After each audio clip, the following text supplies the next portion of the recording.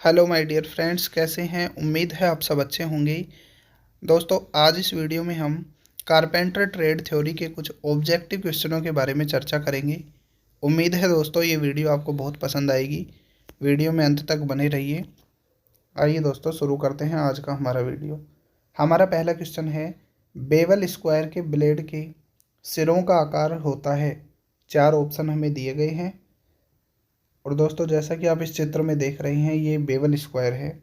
इसके 2 पार्ट होते हैं।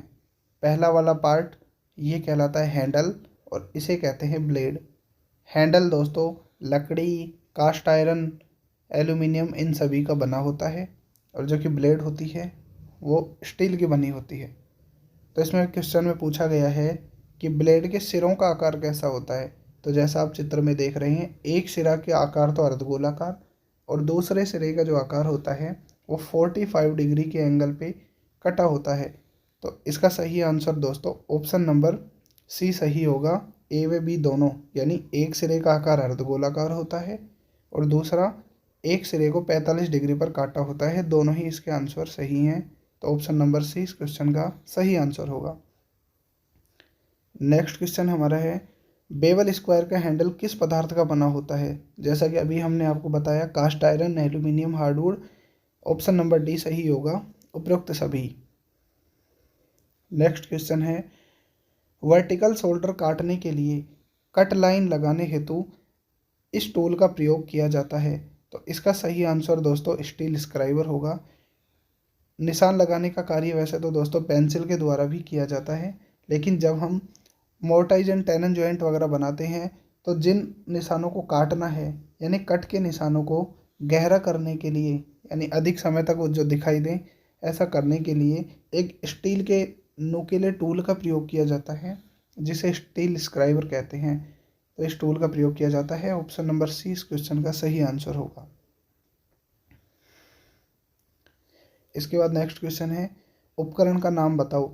जो चित्र में हमें उपकरण दिखाया गया है इसका नाम बताना है। तो दोस्तों इसका नाम है, ऑप्शन नंबर डी सही आंसर होगा, कटिंग गेज। दोस्तों ये लकड़ी का एक बना हुआ टूल है, मार्किंग टूल है और इसे कटिंग टूल भी कहा जाता है क्योंकि इसमें एक स्पर लगा हुआ है जिसको वेज या पच्चर की सहायता से टाइट किया जाता है या लॉक किया जाता है। इसके अनेक पार्ट होते हैं, जैसे ये वाला पार्ट बीम कहलाता है और ये स्टोक इस बीम में कहीं भी स्लाइड कर सकता है, आगे पीछे इसको खिसकाया जा सकता है और इस थंब स्क्रू के द्वारा इसको लॉक किया जा सकता है। तो दोस्तों इसमें एक कटिंग नाइफ लगा हुआ है। इस टूल का प्रयोग पतली जो सीटें होती हैं उनको काटने के लिए किया जाता है। इसके साथ ही निशान लगाने के लिए भी, मार्क करने के लिए इस टूल का प्रयोग किया जाता है। तो इसे कटिंग गेज कहते हैं क्योंकि इसमें कटिंग नाइफ लगा हुआ है। नेक्स्ट क्वेश्चन, इस उपकरण का हमें नाम बताना है। तो दोस्तों ये भी एक लकड़ी का ही बना टूल है, लेकिन इसमें कटिंग नाइफ की जगह इसमें एक स्पर लगा हुआ है जो कि सिर्फ निशान लगा सकता है, यानी कटिंग नहीं कर सकता। तो इस टूल का नाम दोस्तों मार्किंग गेज है। ऑप्शन नंबर ए इस क्वेश्चन का सही आंसर होगा। क्वेश्चन नंबर 6, इस मार्किंग टूल का प्रयोग किसी किनारे या सिरे के समानांतर लाइन लगाने के लिए किया जाता है। जैसा आप इस चित्र में देख पा रहे हैं दोस्तों, ये मार्किंग गेज है। इसका प्रयोग किसी भी जो जॉब होती है उसके किनारे या फिर सिरे के समानांतर लाइन लगाने के लिए इसका प्रयोग किया जाता है। जैसा आप इसमें देख रहे हैं इस चित्र में, इस जॉब के किनारे के समानांतर लाइन लगाने का कार्य इसमें किया जा रहा है। तो marking gauge option number D इस क्वेश्चन का सही आंसर होगा। नेक्स्ट क्वेश्चन, विंग कंपास किस पदार्थ के बनाए जाते हैं। तो दोस्तों विंग कंपास स्टील के बनाए जाते हैं। इस तरीके के होते हैं विंग कंपास। ये चित्र है विंग कंपास का। तो विंग कंपास का प्रयोग दोस्तों छोटे आकार के वृत्त बनाने या वृत्त की चाप लगाने के लिए इसका प्रयोग किया जाता है। स्टील के बने होते हैं, एक प्रकार की तरह होते हैं, नुकीले होते हैं इसके दोनों सिरे, जिसका प्रयोग निशान लगाने के लिए किया जाता है। इसमें एक ही नट होता है ये वाला, इसको लूज करके इसको आगे पीछे एडजस्ट किया जा सकता है और जितनी आवश्यकता हो वहीं पे लॉक इसको किया जा सकता है। यहाँ पे पीवट के द्वारा ये जुड़ा होता है। नेक्स्ट क्वेश्चन है, डॉटेल तथा कुर्सियों के साइड रेल चैम्फर के निशान लगाने और समकोण के अतिरिक्त अन्य कोणों का निशान लगाने के लिए किस टूल का प्रयोग किया जाता है? सही आंसर होगा दोस्तों बेवल स्क्वायर। जो हमने क्वेश्चन नंबर फर्स्ट में पढ़ा था वो टूल है बेवल स्क्वायर। जब हमें समकोण पर लाइन लगानी होती है, यानी समकोण पर निशान लगाने के लिए हमें ट्राई स्क्वायर की आवश्यकता होती है, जिसे गुणिया भी कहा जाता है। लेकिन समकोण के अतिरिक्त अन्य किसी एंगल पे निशान लगाने के लिए जिस टूल का प्रयोग किया जाता है उसका नाम है बेवल स्क्वायर। तो बेवल स्क्वायर का प्रयोग दोस्तों अन्य कोणों के साथ साथ ही डॉवटेल का निशान लगाने, डॉवटेल इस तरीके की संरचना होती है दोस्तों, ये डॉवटेल होती है, तो इसका निशान लगाने के लिए भी बेवल स्क्वायर का प्रयोग किया जाता है। कुर्सियों की जो साइड की लकड़ियाँ होती हैं उनका निशान लगाने के लिए या फिर टेपर निशान लगाने के लिए इसका प्रयोग किया जाता है। जैसे कि हमें कोई कोनिकल शेप है, शंकु आकार की कोई वस्तु होती है, या मंदिरों के जो गुंबद वगैरह होते हैं उनके निशान लगाने के लिए यदि इनको सीधा काटना है यहाँ से, तो ट्राई स्क्वायर यहाँ काम नहीं करेगी, इसलिए यहाँ बेवल स्क्वायर का प्रयोग किया जाता है। यानी समकोण के अतिरिक्त कोई भी कोण हो उसका निशान लगाने के लिए बेवल स्क्वायर का प्रयोग किया जाता है। नेक्स्ट क्वेश्चन है, इस गेज का नाम बताओ। जो चित्र में हमें गेज दिखाया गया है दोस्तों, ये भी उन्हीं बाकी गेजों की तरह है जैसा कि हमने पहले भी पढ़ा है, लेकिन इस गेज में फ़र्क ये है कि इसमें दो स्पर एक साथ हैं और इसके द्वारा दो लाइनें एक साथ लगाई जाती हैं। तो इस गेज का नाम है मोर्टिस गेज या मोर्टाइज गेज भी इसे कहते हैं। इसका प्रयोग दो समानांतर लाइन एक साथ लगाने के लिए किया जाता है, यानी मोर्टाइज के निशान लगाने के लिए इसका प्रयोग किया जाता है। तो ऑप्शन नंबर सी इस क्वेश्चन का सही आंसर है। नेक्स्ट क्वेश्चन, मोर्टिस गेज के भागों के नाम बताओ। चित्र में हमें मोर्टिस गेज दिखाए गए हैं जो कि अलग अलग प्रकार के हैं, इनके भाग के बारे में हमें बताना है। तो दोस्तों मोर्टिस गेज भी लकड़ी का बना हुआ एक मार्किंग गेज की तरह ही उपकरण होता है। इसमें दो स्पर लगे होते हैं। फ़र्क ये होता है दोस्तों इसमें और मार्किंग गेज में, इसमें दो बीम होती हैं, एक बीम फिक्स होती है और दूसरी वाली बीम मूवेबल होती है जिसको आगे पीछे एडजस्ट किया जा सकता है। इसमें दो स्पर लगे होते हैं या मार्किंग पिन लगी होती हैं, जो कि एक लगी होती है फिक्स वाले बीम पर और दूसरी होती है मूवेबल पर। तो जितनी चौड़ाई का हमें मोटाई चाहिए उसके हिसाब से इसको एडजस्ट करके इसका प्रयोग किया जाता है। थंब स्क्रू के द्वारा इसको लॉक किया जाता है। तो ये इसके अनेक भाग हैं। वर्किंग बेंच पर लकड़ी को फिसलने से रोकने के लिए इसका प्रयोग किया जाता है। तो आंसर होगा bench stop. Option number A इस क्वेश्चन का सही आंसर है दोस्तों। जैसा कि आप इस चित्र में देख रहे हैं, जब हम लकड़ी की रंधाई करते हैं तो लकड़ी आगे की तरफ फिसलती है, तो उसको फिसलने के लिए इस तरीके के एक उपकरण का प्रयोग किया जाता है जिसे बेंच स्टॉप कहते हैं। ये इस तरीके का भी होता है और इसका दूसरा तरीका ये होता है दोस्तों, ये लकड़ी का भी बना होता है जो कि लकड़ी को फिसलने से रोकता है रंधाई करते समय। नेक्स्ट क्वेश्चन, जब रंधे का प्रयोग नहीं किया जा रहा है तो बेंच पर इन्हें रखने के लिए वर्क बेंच पर क्या प्रावधान होता है? तो इसका सही आंसर होगा option number B, swivel rest. दोस्तों जो प्लेनर होता है यानी रंधा होता है कारपेंटर के कार्य में, उसका प्रयोग जब नहीं होता तो वर्क बेंच पे उसको रखने के लिए एक जगह होती है जिसे सिवल रेस्ट कहते हैं। जैसे ये वर्क बेंच का चित्र आप देख रहे हैं, इसमें ये वाली जगह ये इस तरीके से इसमें बार लगी होती है, यहाँ पे टिका के रंधे को रखा जाता है और इसे कहते हैं सिवल रेस्ट। वर्क बेंच पे अनेक टूल लगे होते हैं जैसे bench stop, bench hook, carpenter bench voice, इस तरीके से काफ़ी टूल या उपकरण उस पर लगे होते हैं। नेक्स्ट क्वेश्चन है, कारपेंटर वर्क बेंच पर लगा हुआ बेंच वाइस का दूसरा नाम क्या है? तो कारपेंटर वर्क बेंच पे जो वॉइस लगा होता है दोस्तों उसे कहते हैं क्विक रिलीज वाइस। इसका दूसरा नाम क्विक रिलीज वाइस भी है। ऑप्शन नंबर सी इसका सही आंसर है। तो क्विक रिलीज वाइस जो होते हैं दोस्तों इस तरीके के होते हैं जैसा कि आप इस चित्र में देख रहे हैं। ये कारपेंटर वर्क बेंच पे लगने वाला ही वाइस है। इसमें इस तरीके से दो रोड होती हैं जो कि गाइड रोड होती हैं, गाइड पिन इनको कहा जाता है। ये एक साफ्ट होती है जो कि थ्रेडेड होती है, यानी इसमें चूड़ियाँ कटी होती हैं और इसके ऊपर हाफ नट लगाया जाता है यानी जिसे बॉक्स नट भी कहते हैं।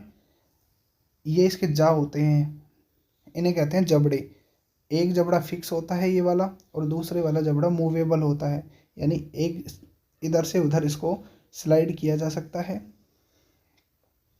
ये जबड़ा फिक्स होता है, ये इसमें स्लाइड करता है, सॉरी, इसके द्वारा इसको घुमाया जाता है ताकि ये थ्रेडेड जो शाफ्ट होती है इससे खुल जाती है। इसके अलावा जो कारपेंटर बेंच वाइस होती है उसमें यहाँ पे एक ट्रिगर दिया होता है। इसको यदि हम दबाएंगे तो दबाने से थ्रेड का काम ख़त्म हो जाता है, और इन गाइड पिन के माध्यम से ही ये जो जबड़ा है मूवेबल वाला, ये वाला, ये इसमें एक स्थान से दूसरे स्थान पर मूव करता है। ये इसके जबड़े कास्ट आयरन के बने होते हैं। ये कारपेंटर बेंच वाइस था दोस्तों। Next question, quick release vice की चूड़ीदार शाफ्ट में, जिसे स्पेंडल भी कहते हैं, एक खाली स्थान लगा होता है, यानी कि रिक्त स्थान का सवाल है ये, जो क्विक रिलीज में सहायता करता है। इस तरीके से होता है दोस्तों। कारपेंटर जो बेंच वाइस होता है उसकी शाफ्ट होती है ये इस तरीके से, और इसमें इस तरीके का नट लगा होता है। जब हम क्विक रिलीज वाले ट्रिगर को दबाते हैं तो ये दोनों जो हाफ नट हैं ये अलग हो जाते हैं, और गाइड पिन के द्वारा ही जो उसके जबड़े हैं वो मूव करते हैं।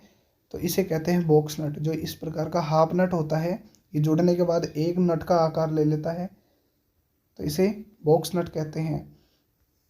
ये कारपेंटर बेंच वाइस में लगा होता है। ऑप्शन नंबर डी इस क्वेश्चन का सही आंसर है। Next question, quick release vice के जबड़े किस पदार्थ के बने होते हैं? दोस्तों जैसा कि अभी हमने आपको बताया, कास्ट आयरन के बने होते हैं क्विक रिलीज वाइस के जबड़े। ऑप्शन नंबर 20 क्वेश्चन का सही आंसर है। नेक्स्ट क्वेश्चन, वाइस का माप किस आधार पर लिया जाता है? दोस्तों जो वाइस होते हैं, जैसा हमने अभी देखा था, तो इसका जो माप है ये लिया जाता है दोस्तों जा की ओपनिंग से, यानी जितनी चौड़ाई तक इस जा को हम खोल सकते हैं, यानी जितनी मोटी लकड़ी इसके बीच में हम फंसा सकते हैं, वही इसका साइज होता है, वही इसका माप होता है। नेक्स्ट क्वेश्चन, चित्र में दिखाए गए उपकरण को पहचानो। जो चित्र में दोस्तों हमें एक टूल दिखाया गया है, ये भी एक क्रैंप है, इसका हमें नाम बताना है। दोस्तों इसका लंबाई अधिक होने के कारण इसको बार क्रैंप कहा जाता है। ये दो प्रकार के होते हैं, एक तो होता है टी बार क्रैंप और दूसरा होता है सैस बार क्रैंप। ये सबसे बड़े आकार के शिकंजे होते हैं। इनका प्रयोग खिड़की दरवाजे बनाते समय जब फ्रेमों के बीच में गोंद लगाकर चिपका कर टाइट करने के लिए इनका प्रयोग किया जाता है। बड़े आकार के शिकंजे होते हैं जो कि कारपेंटर के कार्य में काम में लिए जाते हैं, तो इनको कहा जाता है बार क्रैंप। ऑप्शन नंबर 20 क्वेश्चन का सही आंसर है। नेक्स्ट क्वेश्चन, जैसा कि देखो ये बार क्रैंप के बारे में, बार क्रैंप का प्रयोग आमतौर पर खिड़की दरवाजों में गोंद लगाने के बाद किया जाता है। बार क्रैंप की स्क्रू रोड में स्क्वायर चूड़ियाँ कटी होती हैं। दोस्तों कभी कभी ये क्वेश्चन भी आता है कि बार क्रैंप की जो स्क्रू रोड होती है ये वाली, इसमें किस तरीके की चूड़ियाँ कटी होती हैं? तो दोस्तों स्क्वायर थ्रेड इसमें कटी होती हैं, स्क्वायर चूड़ियाँ कटी होती हैं। नेक्स्ट क्वेश्चन, चित्र में दिखाए गए उपकरण को पहचानो। चित्र में हमें एक टूल दिखाया गया है जो कि वर्क बेंच पर लगा हुआ है। दोस्तों इसको वर्क बेंच में लगाने के लिए सुराख किए जाते हैं, सुराख में इसको फिक्स किया जाता है। इसकी ये जो पिन होती है ये कास्ट आयरन की, और ये वाला हिस्सा इसका स्टील का होता है, जो कि थ्रेडेड वाला पार्ट स्टील का होता है। इसका प्रयोग किन्हीं भी जॉब को या फट्टों को वर्क बेंच पर दबा के रखने के लिए इसका प्रयोग किया जाता है। तो इस टूल का नाम है दोस्तों बेंच होल्ड फास्ट। तो इस क्वेश्चन का सही आंसर ऑप्शन नंबर बी होगा। बेंच होल्ड फास्ट कहा जाता है इस वाले टूल को, जैसा कि आप चित्र में देख रही हैं। नेक्स्ट क्वेश्चन, चित्र में दिखाए गए टूल का नाम बताओ। चित्र में जो हमें टूल दिखाया गया है दोस्तों, ये टूल भी कारपेंटर के कार्य में बहुत काम में लिया जाता है। इस टूल का नाम है दोस्तों क्लीट, इसे क्लीट कहा जाता है।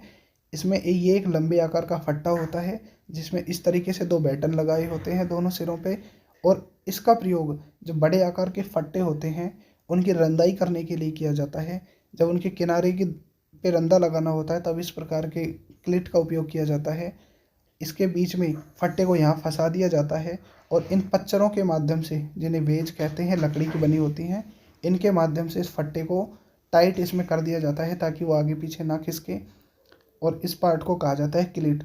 इसकी लंबाई जो हमारे फट्टे होते हैं जिनकी रंधाई करनी होती है उससे 50 mm यानी 2 इंच ज़्यादा होती है। जो क्लीट की लंबाई होती है फट्टों की लंबाई से 2 इंच ज़्यादा होती है। कभी कभी क्वेश्चन ये भी पूछा जाता है दोस्तों।